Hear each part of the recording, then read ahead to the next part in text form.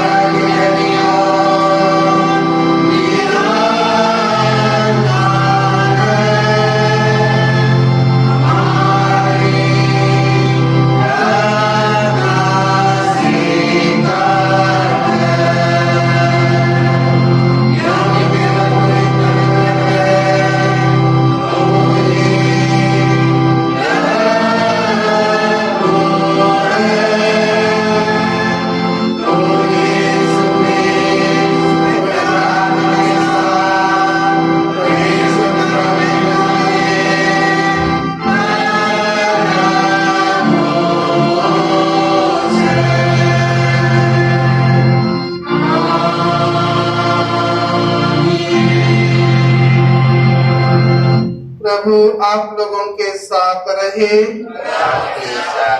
प्रार्थना करे, बैठ जा तो घुटना टेके। हे प्रभु, हम बड़ी दीनता से प्रार्थना करते हैं कि जो तुझे पुकारते हैं उनकी प्रार्थनाओं को सुन, या अवर दे कि जो कार्य उन्हें करना चाहिए उसे वे समझे और जाने और सच्चाई से उन कार्यों को करने के लिए तुझसे अनुग्रह और सामर्थ्य प्राप्त करे। हमारे प्रभु यीशु ख्रिस्त के द्वारा जो तेरे पवित्र आत्मा के साथ एक परमेश्वर अब सदा जुगा जो जीता और राज करता है। आमीन।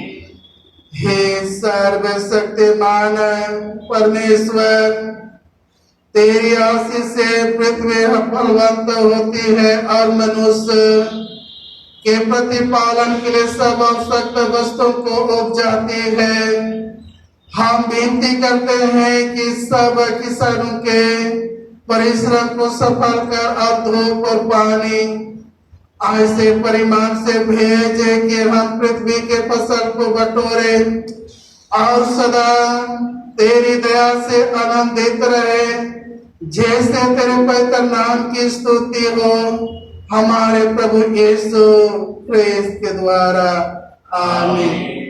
हे परमेश्वर स्वर्ग पिता, तूने अपने पुत्र यीशु ख्रीस्त के द्वारा पहले अपने राज और उसके धर्म के सब ढूंढने वालों से प्रतिज्ञा की है कि जो कुछ उनके पोषण के लिए आवश्यक है सो उन्हें मिलेगा।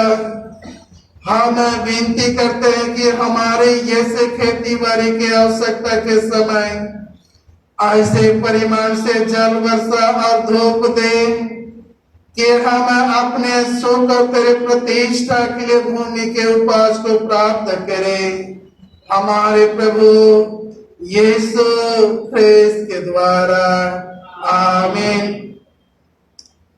हे सर्वशक्तिमान पिता, जीवन और आरोग्यता के दाता, हम विनती करते हैं कि सब रोगियों पर दया दृष्टि कर, विशेषकर मिसेस भले टुटो पर और उनकी सेवा करने वालों पर अपनी आशीष से उंडेल, ऐसा कि यदि तेरी इच्छा हो तो वे तन और मन में चंगे हो जाएं और तेरे पवित्र कलीसिया में तेरा धन्यवाद करें, हमारे प्रभु यीशु ख्रीस्त के द्वारा, आमीन।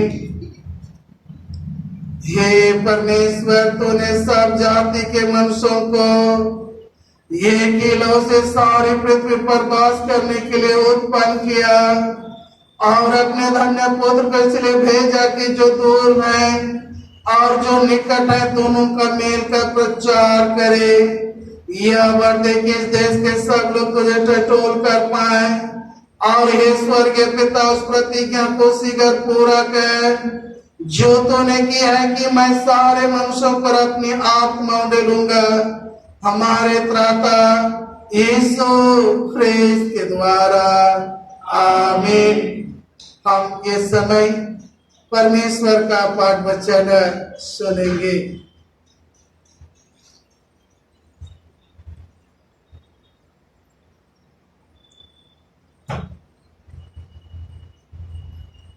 आज के लिए ठहरा गया पहला पाठ यिर्मयाह नबी की पुस्तक 7 अध्याय उसके 1 पद से 7 पद तक।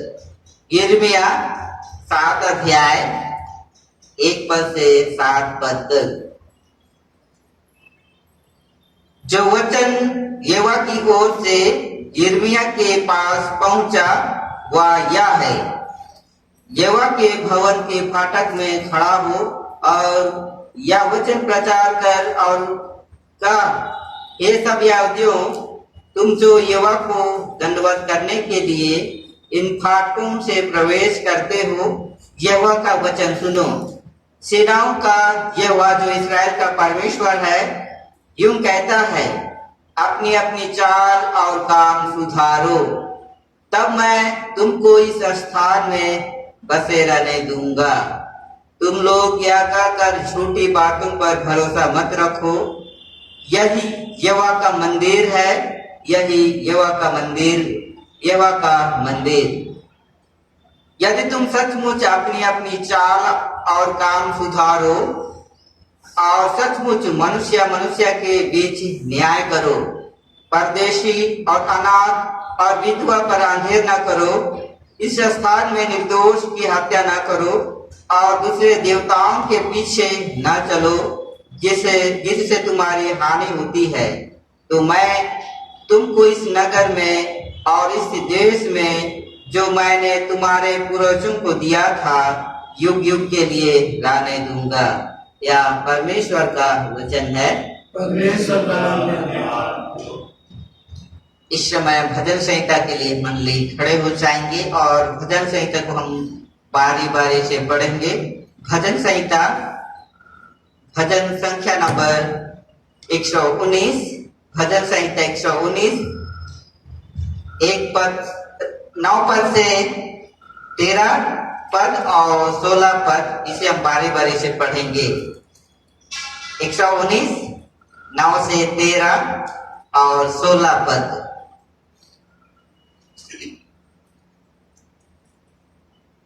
जवान अपनी चाल को किस उपाय से शुद्ध रखे, तेरे वचन के अनुसार सावधान रहने से। मैं तेरे नाम से तेरी खोज में लगा हूँ, मुझे तेरी आज्ञाओं की बाट से भटकने ना दे।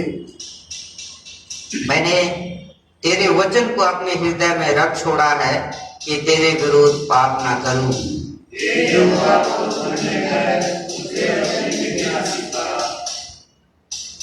तेरे सत्काए हुए नियमों का वर्णन मैंने अपने मुंह से किया है। मैं तेरे सुन पाऊंगा और तेरे वचन को ना भूलूंगा। पिता की, पुत्र के, पवित्र आत्मा की महिमा हो, जैसे आदि में थी, अब है और सदा जुबान जुग होती रहेगी। आमीन। दूसरा पाठ वचन सुनने के लिए मंडली बैठ जाए।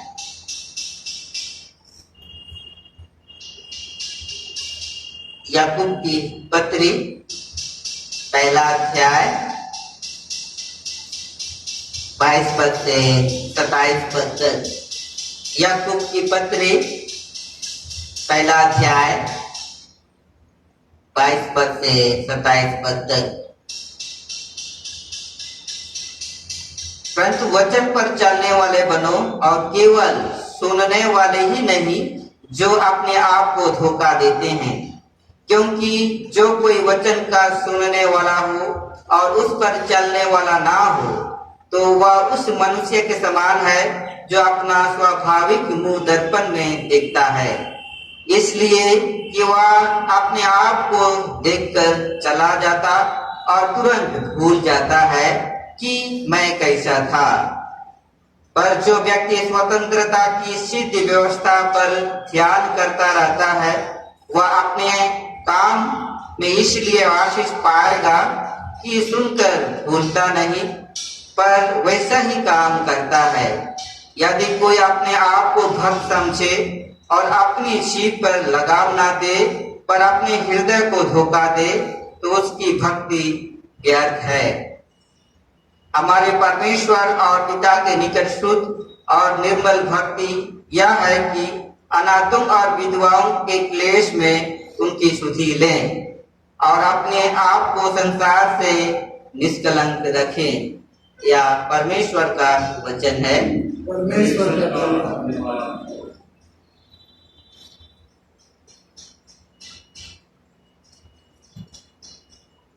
सुसमाचार सुनने से पहले हम गीत गाएंगे। गीत नंबर 217, पहला, दूसरा और अंतिम पद। Amen.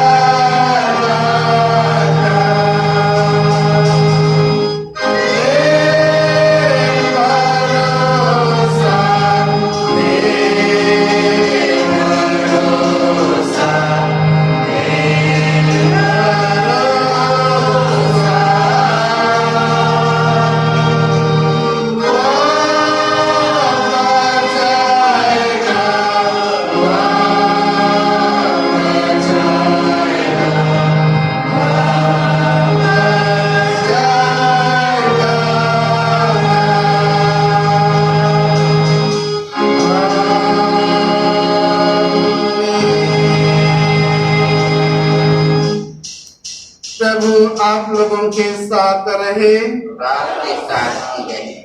सुसमाचार पवित्र मत्ती रचित सुसमाचार और उसके 7वें अध्याय में लिखा है और 21वें पद से सुसमाचार आरंभ होता है। हे प्रभु ख्रिस्त धन्यवाद हो। मत्ती रचित सुसमाचार और उसके 7वां अध्याय 21वें पद से आगे यीशु ने कहा, जो मुझसे हे प्रभु कहता है उनमें से हर एक स्वर्ग के राज में प्रवेश ना करेगा, परंतु वही जो मेरे स्वर्गीय पिता की इच्छा पर चलता है। उस दिन बहुत से लोग मुझसे कहेंगे, हे प्रभु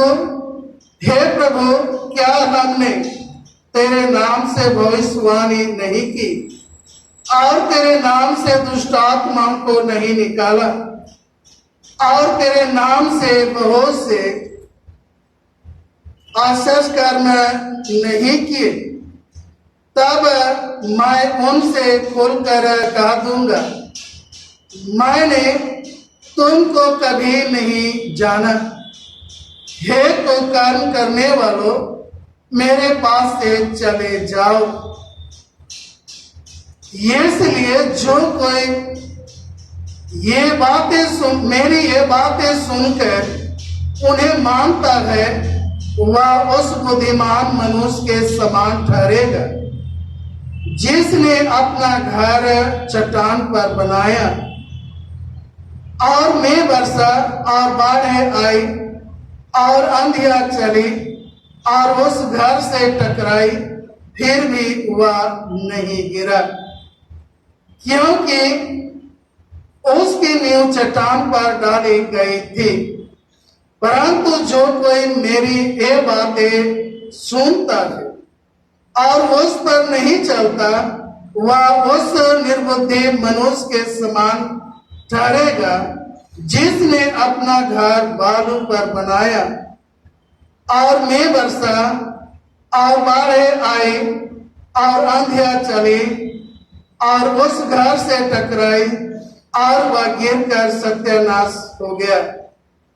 जब यीशु ये बातें कह चुका तो ऐसा हुआ कि भीड़ उसके उपदेश से चकित हुई, क्योंकि वह उनके शास्त्रियों के समान नहीं परंतु अधिकारी के समान उन्हें उपदेश देता था।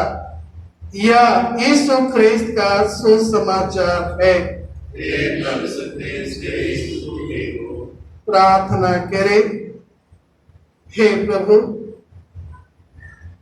तेरा वचन मेरे पांव के लिए दीपक और मार्ग के लिए उजियाला हो। सर्वशक्तिमान पिता, पुत्र, पवित्र आत्मा के नाम से आमीन। बैठ जाएंगे।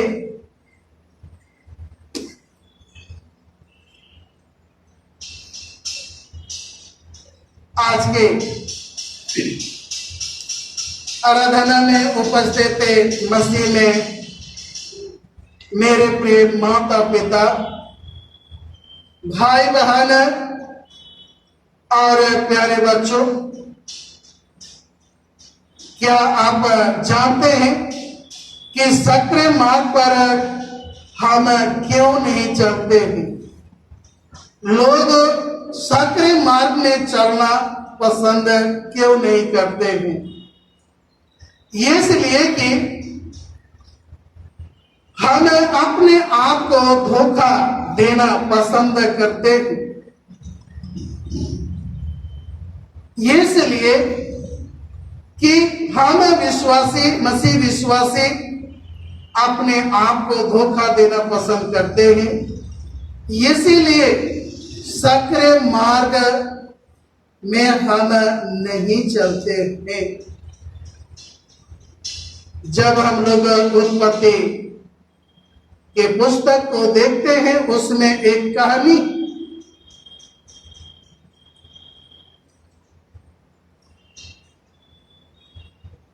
इसहाक के 2 पुत्र थे। हम जानते हैं बड़ा बेटा एसाव और उसका छोटा बेटा याकूब। और एसाव जो है अपने शिकार से पिता को खोज करता था, इसीलिए उसका पिता बड़े बेटे से बहुत ही प्यार करते थे। परंतु याकूब जो कि घर में रहता था और उसकी मां रिबका उसे बहुत ही प्यार करते थे।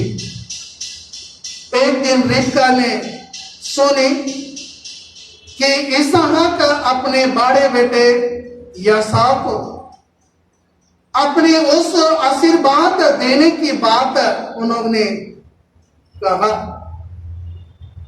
और इसहाक ने एसाव से कहा कि तू जा और मेरे लिए शिकार करके ले आ और स्वादिष्ट भोजन मेरे पसंद लायक बना, ताकि खाकर मैं प्रसन्न होकर तुझे आशीर्वाद दे दूं।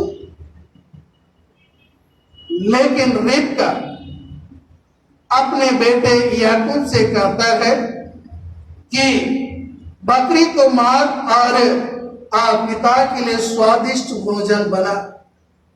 और याकूब जो है बकरी को मारता है और अपने पिता के लिए स्वादिष्ट भोजन बनाकर उसे खिलाता है।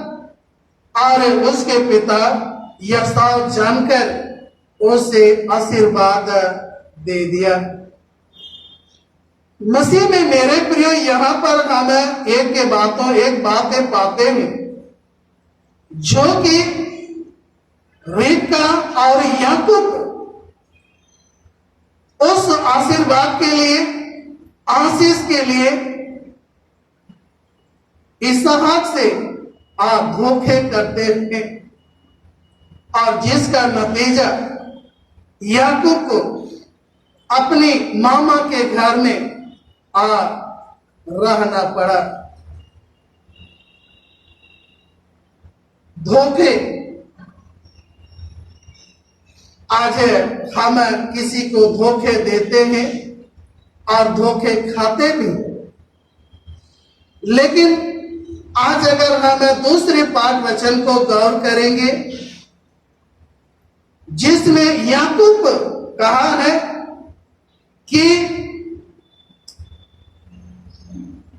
वचन को सुनने वाले बनो, वचन पर चलने वाले बनो, नहीं कि केवल सुनने वाले। और जो केवल वचन को सुनता है और उस पर नहीं चलता है, वह अपने आप को धोखा देता है, अपने आप को धोखा देता है। हम मसीही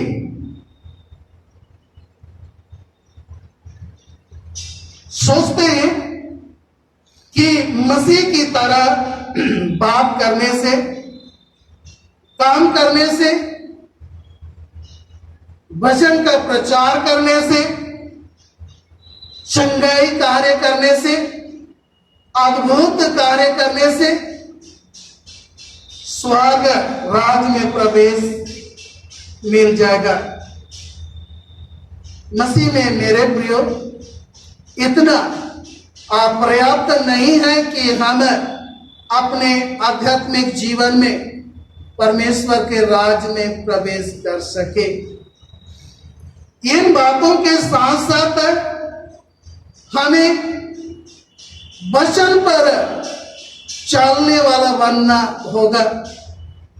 वचन के अनुसार हमें काम करने की आवश्यकता होगा, तभी हम उस परमेश्वर के राज में प्रवेश कर सकते।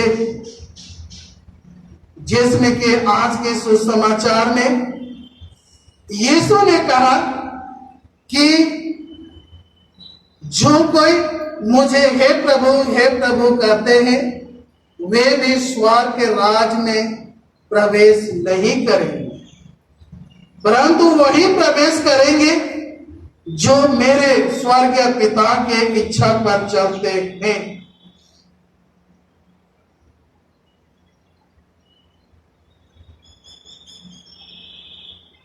मसीह में मेरे प्रियो,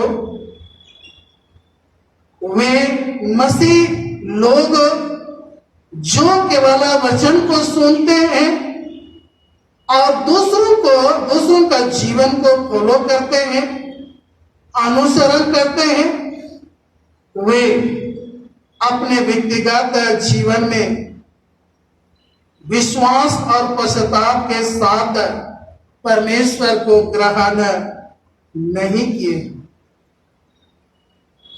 वचन के विरुद्ध उनके जीवन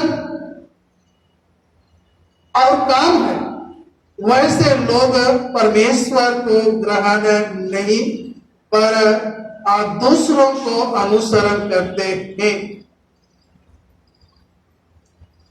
हम आज के पहला पाठ वचन में गौर करें। यहूदा के लोग परदेशी, अनाथ और विधवाओं पर वे अन्याय करते थे। वे निर्दोष लोगों की हत्या करते थे और दूसरे देवताओं को पीछे चलते थे और व्यभिचार भी करते थे। अगर हम संक्षिप्त में कहें, यहूदा के लोग अपनी आत्मिक और नैतिक जीवन में वे बहुत नीचे गिर चुके थे। ये हम कह सकते हैं कि यिर्मयाह नबी के समय उसके सेवा काल में लोगों की नैतिकता पतन की चर्चा हमें मिलती है, परिचय मिलती है। और जब परमेश्वर ने देखा कि ऐसे यहूदा के लोग ऐसे गंदे गंदे काम करने के बावजूद भी मंदिर में आकर फाटकों में प्रवेश करके हुए मेरी आराधना करते हैं, इसलिए यिर्मयाह नबी के द्वारा परमेश्वर ने कहा कि अपने अपने चाल सुधारो।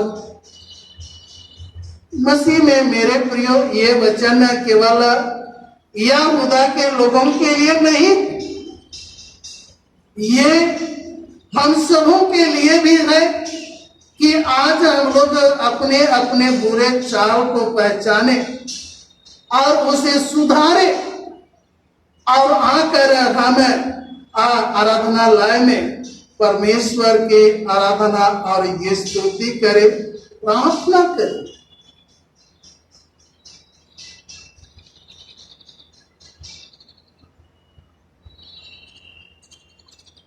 कुछ मसीही यह भी सोचते हैं कि बिना कार्य के केवल मसीह के वचन को सुनना और जानना चाहते हैं, पर यह पर्याप्त नहीं है। ये स्वयं को धोखा देना, स्वयं को धोखा देते हैं। ऐसे लोगों की तुलना यीशु ने उन मनुष्यों के साथ की है जो जिसे हमें कहते हैं निर्बुद्धि, मूर्ख कहते हैं। जो आज के सुसमाचार में यीशु ने कहा कि जो कोई ये मेरी बातें सुनकर उसे नहीं मानता है, उसके अनुसार नहीं चलता है, वह उस मनुष्य के समान है जो अपना घर बालू में बनाते समय उन्होंने सोचा कि मैं अपने घर को बहुत मजबूत बना रहा, परंतु जब आंधियां चली, बाढ़ें आई और उस घर से टकराई और वह गिरकर वह चकनाचूर हो गया, सत्यानाश हो गया। मसीह में मेरे प्रिय, कई ऐसे लोगों के विषय में आप सुने होंगे जो कि उस संकट और उस विपत्ति के घड़ी में अपने विश्वास का इनकार करते हैं। वे अपने विश्वास में गिर जाते हैं।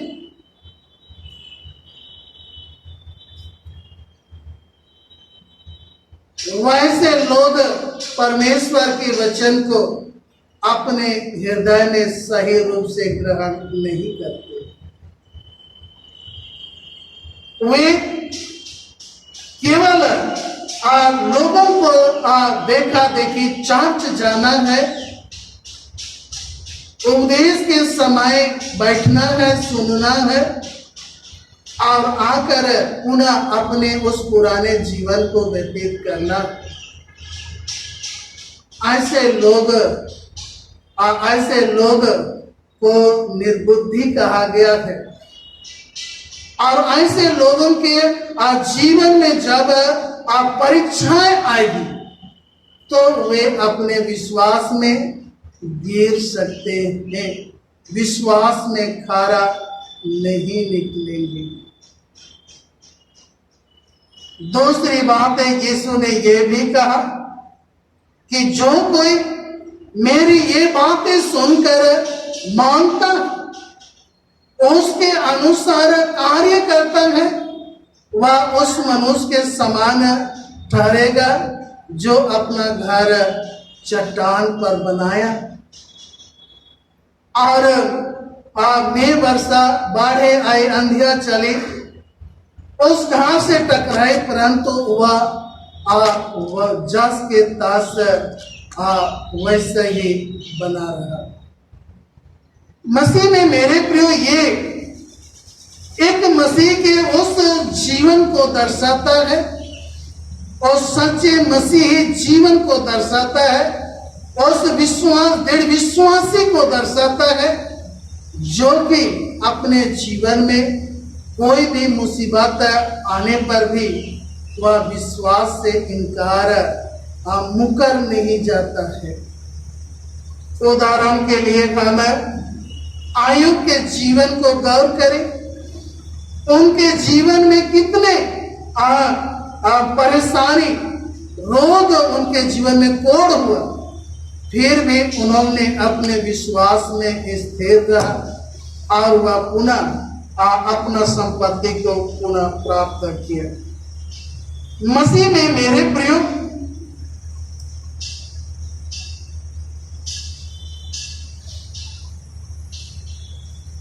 बड़ी बात है कि क्यों हम वचन पर चलने वाले बनेंगे। आज ये बातें हमें सीखने की बातें, गौर करने की बातें। याकूब इसलिए कहा क्योंकि वचन एक व्यवस्था जिसकी पालन होना चाहिए, परंतु यह वह व्यवस्था है जो मनुष्य को स्वतंत्र करता है, ना कि वह अपना दास बनाता है।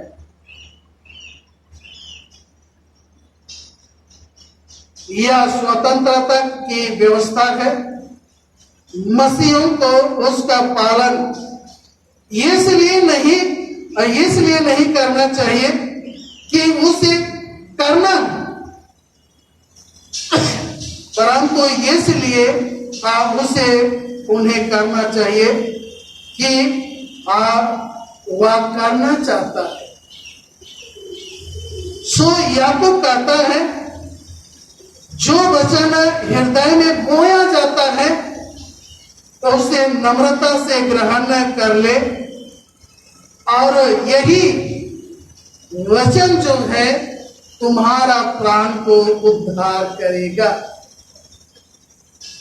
यही वचन जो है, परमेश्वर का वचन जो आज हमारे प्राण के उद्धार करेगा, आत्मिक जीवन में उद्धार मुक्ति प्रदान करेगा। इसलिए आज हमें परमेश्वर की वचन को अपने हृदय में उस नम्र के साथ हमें आग्रहण करने की आवश्यकता है। दाऊद परमेश्वर की वचन को अपने जीवन में ग्रहण किया था और वह उसके वचन के अनुसार उन्होंने चला और उसके अनुसार कार्य भी उन्होंने की।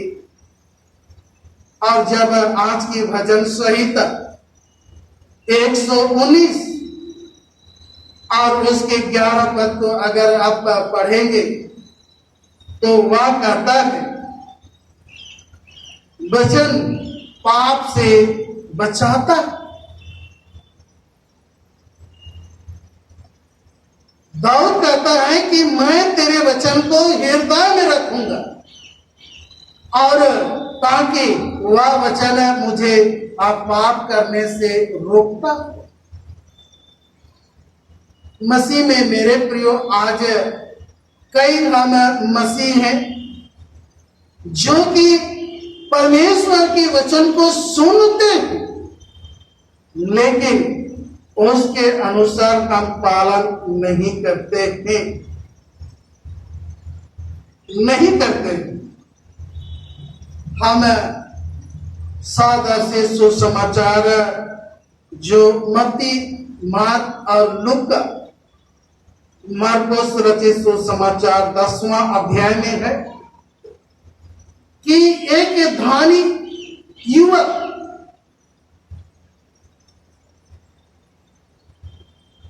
वह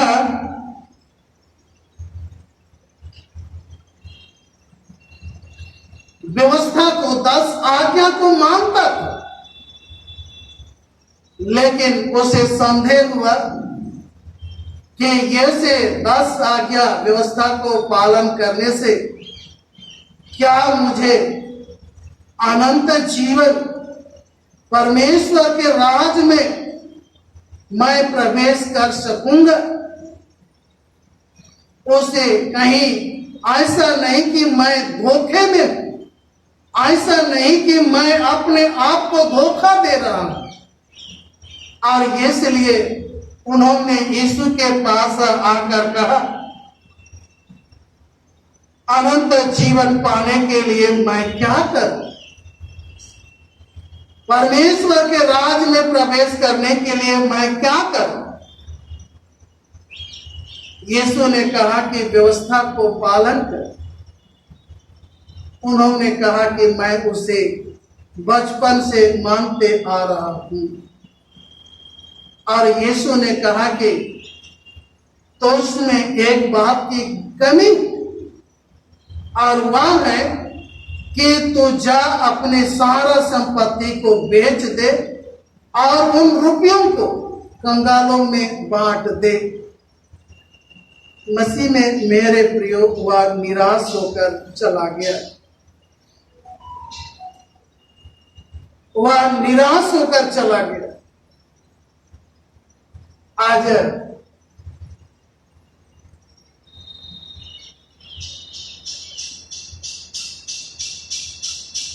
और उन्होंने कहा कि तुझे स्वर्ग में धन मिलेगा।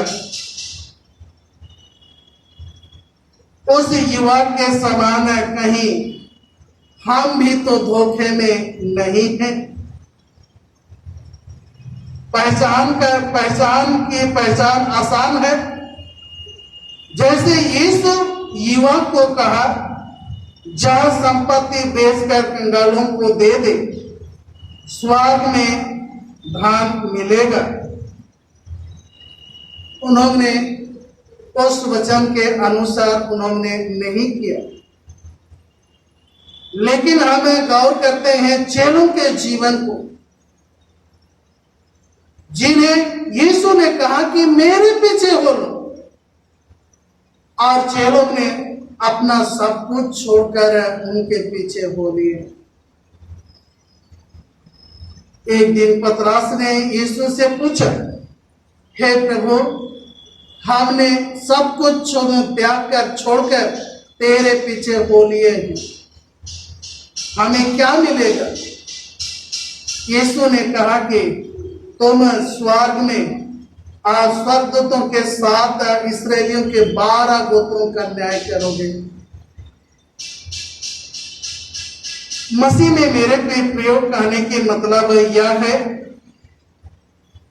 कि आज हम कोई ऐसा सोचते होंगे कि परमेश्वर के वचन को यदि मैं अपने हृदय में रखता हूं, उस वचन के अनुसार चलता हूं, तो मुझे क्या मिलेगा। मसीह में मेरे प्रयोग, और अगर आप उस वचन पर नहीं चलेंगे तो क्या होगा। आज की सुसमाचार में हमने सुना।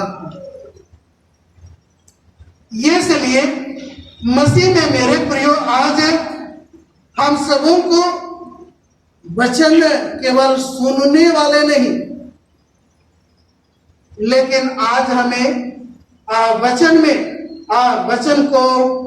वचन पर चलने वाले बनने की आवश्यकता है।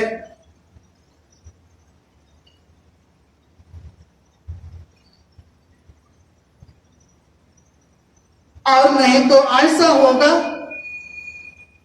कि हम जो ये आराधना कर रहे हैं, परमेश्वर की महिमा कर रहे हैं, चाहे वो परमेश्वर का वचन प्रचार कर रहे हैं, संघाई की कार्य कर रहे हैं, चाहे आज हम आप पेरिस में उस पद में रहकर हम सेवा कर रहे हैं, सेवा दे रहे हैं। यदि आज अगर हम वचन के अनुसार अगर हम जीवन व्यतीत नहीं करते हैं, कार्य नहीं करते हैं, तो हम उस मूर्ख निर्बुद्धि मनुष्य के समान हैं जो अपना घर बालू में बनाया। और यदि आज हम वचन को सुनते हैं और उस पर चलते हैं और उसके अनुसार अपने जिम्मेवारी को करते हैं, तो आज हम उस बुद्धिमान मनुष्य के समान हैं जो अपना घर चट्टान पर बनाया। मसीह में मेरे प्रियो, आज अपने आप को हमें देखने की आवश्यकता है कि मैं अपने को उस बुद्धिमान मनुष्य के पक्ष में रख रहा हूं या उस निर्बुद्धि मनुष्य के पक्ष में। आज मैं किसके पक्ष में हूं, आज ये हमें गौर करने की आवश्यकता है। यदि आज हमें वचन के अनुसार अगर वचन के विरुद्ध अगर हम केवल सुनते हैं और केवल कार्य करते हैं, तो ये सारा परिश्रम व्यर्थ होगा।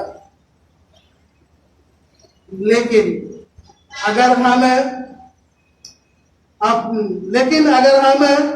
वचन को के अनुसार जीवन व्यतीत करेंगे और कार्य करेंगे, तो इनाम के स्वरूप हमें स्वर्ग राज में प्रवेश करने का अनुग्रह आशीष प्राप्त होगा। इसलिए मसीह में मेरे प्रियो, आइए हमने कितने वचन को सुने हैं, कितने वचन आज हमारे हृदय में है, उन वचनों को हम याद करें और उस वचन के अनुसार उस वचन पर चलने वाले बने, उस वचन को अपने व्यवहारिक जीवन में अमल करें, ताकि हम परमेश्वर के उस आशीष को इनाम के रूप में प्राप्त कर सकेंगे।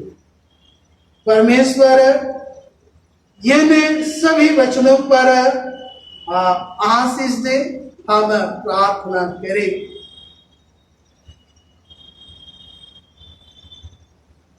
सर्व शक्तिमान परमेश्वर, हम सभी विश्वासियों को हे प्रभु अपनी सामर्थ प्रदान कर, ताकि जो वचन हम सुनते प्रभु हम उस पर चलने वाले बने, उसके अनुसार कार्य करने वाले बने। और दयालु पिता परमेश्वर, हम अंत में तेरे उस इनाम को स्वर्ग राज के रूप में प्राप्त कर सके, हमारे प्रभु यीशु क्रिस्त के नाम में आमीन। हम लोग अपनी विश्वास की घोषणा प्रेरितों के विश्वास वचन के द्वारा एक साथ करें।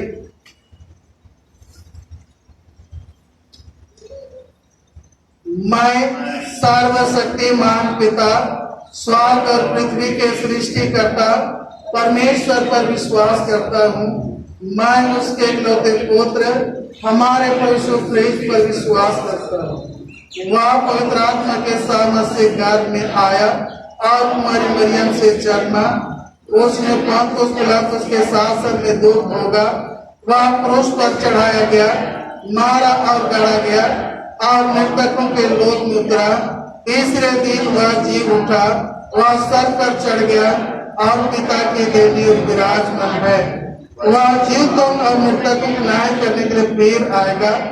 मैं पवित्र आत्मा पर, पवित्र सर्वलौकिक कलीसिया पर, संतों की संगति, पापों की क्षमा, देह की पुनरुत्थान और अनंत जीवन पर विश्वास करता हूँ। जिस समय हम लोग परहित निवेदन की प्रार्थना करें। हम प्रार्थना करें।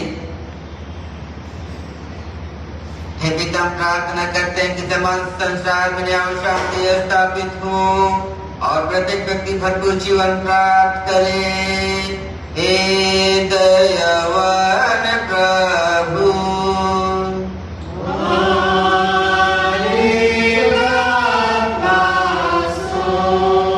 उन सब लोगों के लिए जो इस गांव नगर शहर में रहते हैं, उन सब बातों को दूर करने के लिए जिनसे आपस में पूर्ण झगड़े होते हैं और हमारे देश में जो चिंता की बढ़ते के लिए, हे दयावान प्रभु,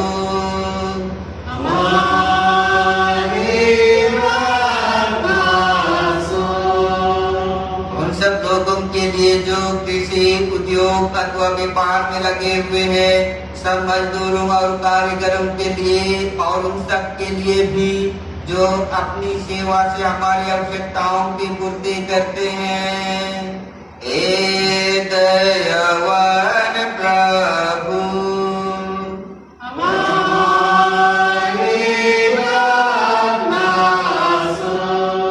अध्यापकों और छात्रों, वैज्ञानिकों, लेखकों और कलाकारों और उन सब व्यक्तियों के लिए जो अन्य लोगों के विचारों और भावनाओं को प्रभावित करते हैं। हे दयावान प्रभु,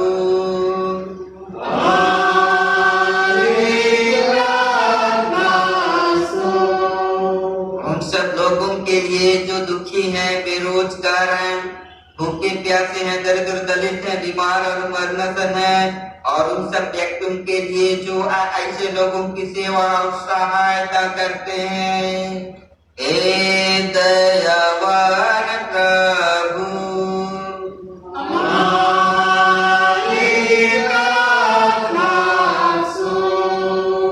हमारे तथा अन्य देशों के सब शासकों के लिए, विशेषकर हमारे राष्ट्रपति, प्रधानमंत्री, इस राज्य के राज्यपाल और मुख्यमंत्री और उनके लिए भी जो लोगों पर किसी प्रकार का अधिकार रखते हैं। हे दयावान प्रभु,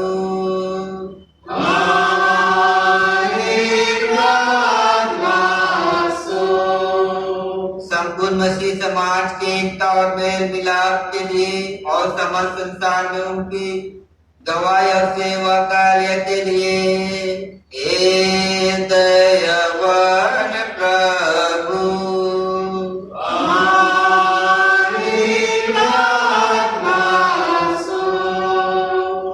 भारत में तेरे समस्त कलीसिया के लिए, उसके परिषदों तथा अगुवाओं, विशेषकर हमारे मॉडरेटर, दक्षिण भारत की कलीसिया के मॉडरेटर और मार्तमा कलीसिया के मेट्रोपोलिटन, हमारे बिशप हमारे पौरोहित और तेरी कलीसिया के सब अन्य धर्म सेवकों के लिए कि वह सच्चाई और लगन से तेरी सेवा करे। ए दयावान प्रभु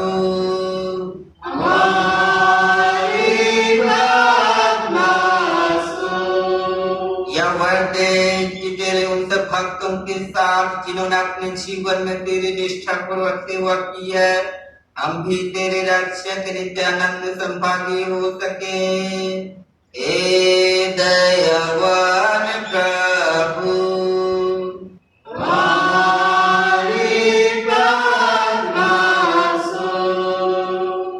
ईश्वर से पिता अपने राज को सीधे प्रकट कर और हमारी प्रार्थना को सुन। हम तेरे पुत्र अपने प्रभु और उद्धारकर्ता यीशु मसीह के नाम से मांगते हैं।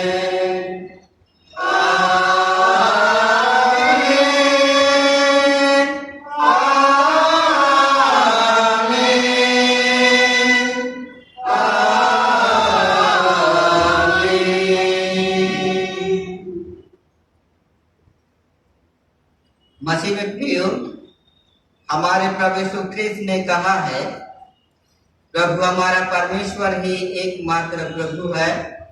तू प्रभु अपने परमेश्वर को अपने संपूर्ण मन, संपूर्ण प्राण, संपूर्ण बुद्धि और संपूर्ण शक्ति से प्रेम कर। यह पहली आज्ञा है। दूसरी यह है, अपने पड़ोसी को अपने समान प्रेम कर। इनसे बड़ी और कोई आज्ञा नहीं है। परमेश्वर ने संसार से ऐसा प्रेम रखा कि उसने अपना इकलौता पुत्र यीशु ख्रिस्त दे दिया कि वह हमें पापों से बचाए, स्वर्ग में हमारे लिए निवेदन करता हो और हमें शाश्वत जीवन में पहुंचाए। इसलिए हम पछतावा और विश्वास के साथ अपने पापों का अंगीकार करें। हम परमेश्वर की कृपा से उसकी आज्ञाओं का पालन करने का और सब लोगों के साथ मेल मिलाप और प्रेम से रहने का दृढ़ संकल्प करें। हम एक साथ प्रार्थना करें। हे सर्वशक्तिमान परमेश्वर, हमारे स्वर्गीय पिता, हमने मन, वचन और कर्म से तेरे विरुद्ध और एक दूसरे के विरुद्ध बात किया है। हम अपने आज्ञा के कारण और और भलाई करने माफ फंसा रहे हैं। इन सब बातों की सब कुछ खेदित है और पश्चाताप करते हैं। तेरे पुत्र से हमारे हमें प्रार्थना उसी के कारण अपने जो पाप को क्षमा कर और यह वर दे कि भविष्य में हमें जीवन पाकर साथ तेरी सेवा करे, ताकि तेरे पवित्र नाम की महिमा हो। आमीन। सर्वशक्तिमान परमेश्वर उन सबको क्षमा करता है जो अपने साथियों को क्षमा करता है और सच्चा पश्चाताप करते हैं। वह आप पर दया करे, आपके सब पापों को क्षमा करे, उनसे आपको छुटकारा दे, साफ भले का मन में आपको स्थिर और सबल करे और शाश्वत जीवन में बनाए रखे। आमीन। परमेश्वर का धन्यवाद हो। शांति अभिवादन के लिए खड़े हो जाए। हम सब मिलकर ख्रिस्त की देह हैं। हम सब ने एक आत्मा द्वारा एक देह में बपतिस्मा लिया है। हम ऐसे कार्य में संलग्न रहे जिनसे शांति मिलते और एक दूसरे का निर्माण होता है। प्रभु की शांति सदा आप सब उनके साथ रहे। श्रद्धा और भय के साथ अपने चढ़ावे भेंट प्रभु को अर्पण करें। हमारे उज्जवल मनुष्यों के सामने ऐसे चमके कि हमारे शुक्र मुख को देखकर जो पिता की स्वर्ग में है महिमा करे। गीत नंबर 211 पहला, दूसरा और अंतिम पद गाएंगे।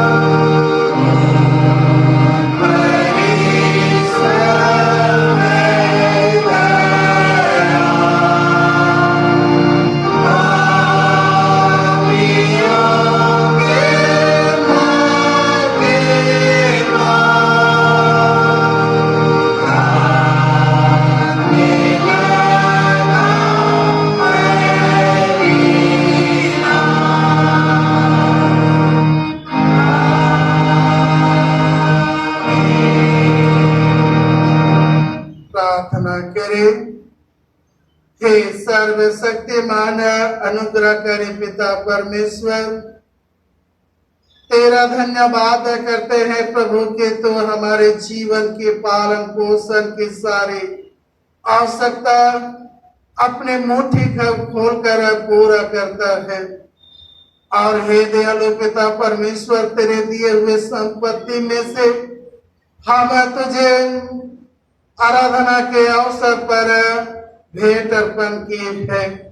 प्रार्थना करते हैं तो इसे अपने नाम की महिमा और लोगों के भलाई के लिए स्वीकार कर। और हे प्रभु, अपनी प्रतिज्ञा को स्मरण कर जो तूने मलाकी नबी के द्वारा की है, मुझे देकर परखो कि मैं अपरंपर की आशीष की वर्षा करता हूँ कि नहीं। हे प्रभु, तो अपने प्रतिज्ञा कभी नहीं बोलता है।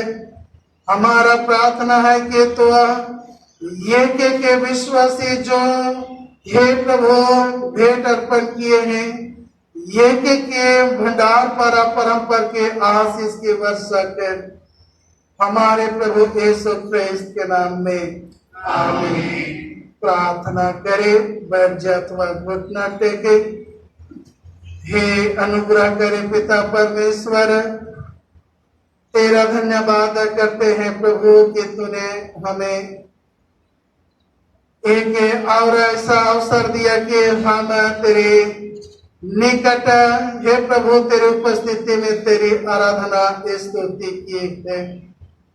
और हे दयालु पिता परमेश्वर, तू प्रतिज्ञा करता है जहाँ 2 या 3 मेरे नाम पर इकट्ठे हों तब मैं उनका मंगलवार दूंगा। हे दयालु पिता परमेश्वर, हमारी विनती, हमारी मनोरथ इस रीति से पूर्ण कर जिससे हमारी परम लाभ हो सके। हे दयालु पिता परमेश्वर, आज हमने तेरे वचन को सुना है कि और यदि हम वचन को केवल सुनने वाले बने, हे दयालु पिता परमेश्वर, आज हम अपने आप को धोखा दे रहे हैं। और हे दयालु पिता परमेश्वर, उसके नतीजा यह होगा कि हम उस नरक में डाले जाएंगे। हे दयालु पिता परमेश्वर, जो हमने हे प्रभु तेरे वचनों में चलना आरंभ नहीं किया है, प्रभु हम प्रार्थना करते हैं, हम एक को ऐसे सामर्थ और अपने अनुग्रह अगुवाई से परिपूर्ण कर, ताकि हे प्रभु जो वचन हम सुने उसे अपने हृदय में रखें और उस वचन पर हम चलने वाले और उस वचन के अनुसार हम कार्य करने वाले बने। और हे दयालु पिता परमेश्वर, तेरे राज के अधिकारी बन जाएं। हे दयालु पिता परमेश्वर, हम प्रार्थना करते हैं सभी मसीही विश्वासियों के लिए और उन सभी विश्वासियों के जीवन के लिए तेरा धन्यवाद करते हैं जिन्हें तूने ये से बीते सप्ताह में नए साल में प्रवेश करने के लिए आशीष दी है। हे दयालु पिता परमेश्वर, जिन्हें तूने उस जोड़ों को हे प्रभु अपने उस विवाह वर्षगांठ नए साल में प्रवेश करने के लिए आशीष दी है, हे प्रभु उनके लिए प्रार्थना करते हैं कि उनके साथ रह, उनकी सहायता अगुवाई करता कि वे हे प्रभु अपने आगे के जीवन में भी हे प्रभु तेरे वचन में बने रहे और आने वाले नए साल में भी प्रवेश करते जाएंगे। हे दयालु पिता परमेश्वर, हम प्रार्थना करते हैं उन सभी बीमार दुखित जनों के लिए। और ये समय हम विशेषकर मिसेस वायलेट टुडू जो अस्पताल में हैं, हे प्रभु हम उनके लिए प्रार्थना करते हैं, उन पर और उनकी सेवा करने वालों पर अपने आशीष सुने, ताकि हे प्रभु वह तेरे प्रिय पुत्र यीशु के नाम में स्वास्थ्य और चंगाई होकर तेरा धन्यवाद कर सके। हे दयालु पिता परमेश्वर, हम प्रार्थना करते हैं हमारे बच्चों के लिए जो ऑनलाइन के माध्यम से पढ़ाई लिखाई कर रहे हैं, अपने घरों में पढ़ लिख रहे हैं, उन पर अपने अनुग्रह कर। और हे प्रभु, हम प्रार्थना करते हैं, तो तेरे वचन पे स्मरण करते हैं, तूने कहा है कि मांगो तो दिया जाएगा। हे प्रभु, हम अपने सभी बच्चों के लिए ज्ञान बुद्धि मांगते हैं, हर एक को ज्ञान और बुद्धि से परिपूर्ण कर, ताकि वे पढ़ाई में निरंतर आगे बढ़ते जाएंगे।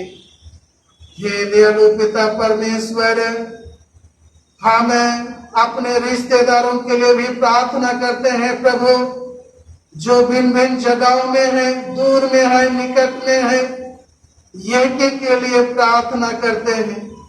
हे प्रभु, उनके साथ भी रह, उनकी रक्षा रखवाली कर। और हे दयालु पिता परमेश्वर, उस प्रेम के बंधन में हम सबों को रखकर, और जब हे दयालु पिता परमेश्वर हम तेरे निकट, तेरे उपस्थिति में आए, तो एक दूसरे के निकट खींचे जाए। हे दयालु पिता परमेश्वर, और हमारे रिश्तेदार प्रियजनों के साथ मेल मिलाप और प्रेम के जीवन सदा बनी रहे। प्रार्थना करते हैं प्रभु, आज कितने विश्वासी गण हैं जो तेरे वचन पर नहीं, परंतु हे प्रभु बुराई का जीवन व्यतीत करते हैं। हे दयालु पिता परमेश्वर, ऐसे प्रियजनों के लिए प्रार्थना करते हैं, उन्हें सत्य की ज्ञान दे, ताकि हे प्रभु वे सच्चाई को जाने, तेरे वचन को सुने। और दयालु पिता परमेश्वर, वे निरंतर तेरे खोजी बने, तेरी आराधक बने। और हे प्रभु, अपने जीवन को सुधारे और आराधना ये स्तुति पवित्रता के साथ करे और तेरे आशीष को पाए।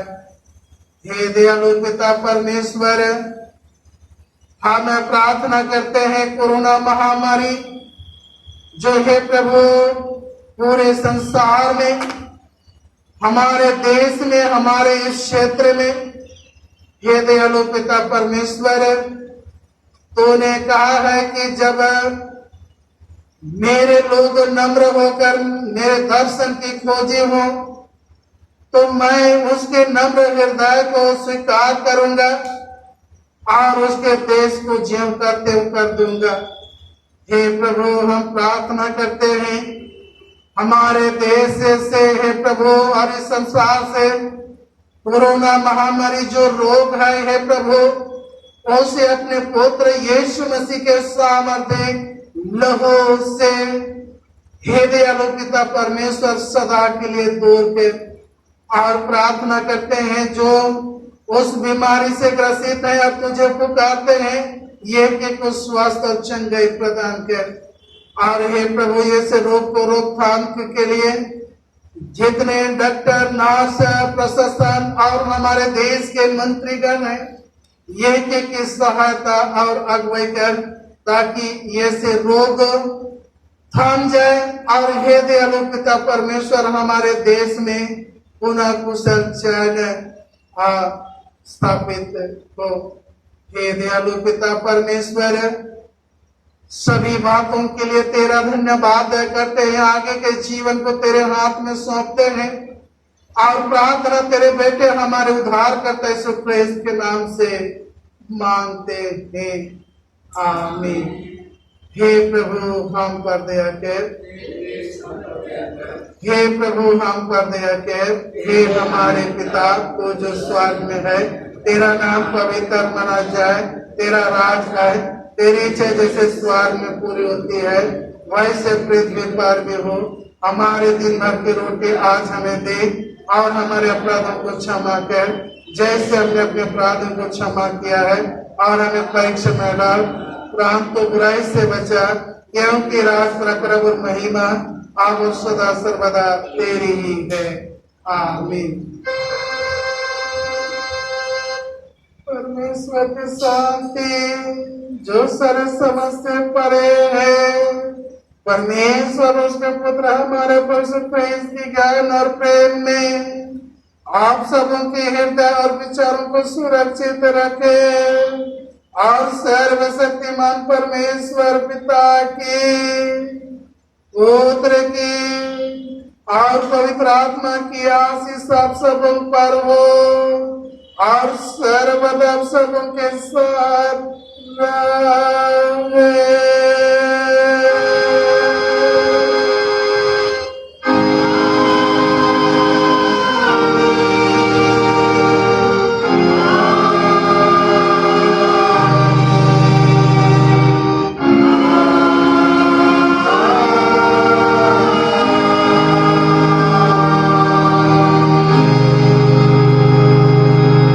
शांति से पूर्ण होकर जाइए, प्रभु से प्रेम रखिए और उसकी सेवा कीजिए।